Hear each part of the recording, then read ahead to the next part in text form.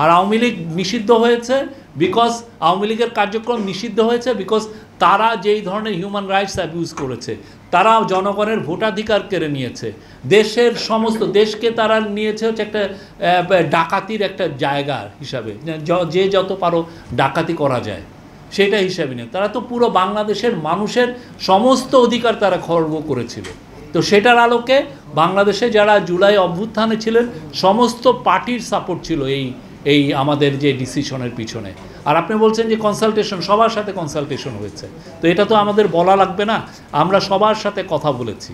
স্পষ্টভাবে বলা আছে যে কি রোল ছিল, আওয়ামী লীগের লোকরা কি করেছে, হাসিনা কি করেছে, স্পষ্টভাবে বলেছে। এটা শুধু তো না, এর আগে তো গুম হয়েছে, খুন হয়েছে। তো এর ফলে কি জনগণ দেখতে চেয়েছিল যে আওয়ামী লীগের মধ্যে অনুশোচনা, তাদের মিনিমাম অনুশোচনা, এবং যারা এই আন্দোলন করছে, আমরা যারা ইন্টারিম গভর্নমেন্টে আছি সবাইকে তারা বলছে জঙ্গি। আপনি কেন জঙ্গি বলছেন?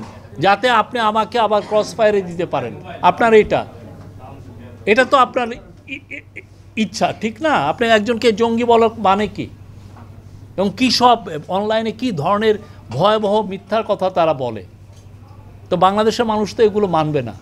এবং এই জন্য দেখেন পুরো বাংলাদেশে একটা স্বস্তির নিঃশ্বাস ফেলেছে এই আওয়ামী লীগের কার্যক্রম নিষিদ্ধ হতে।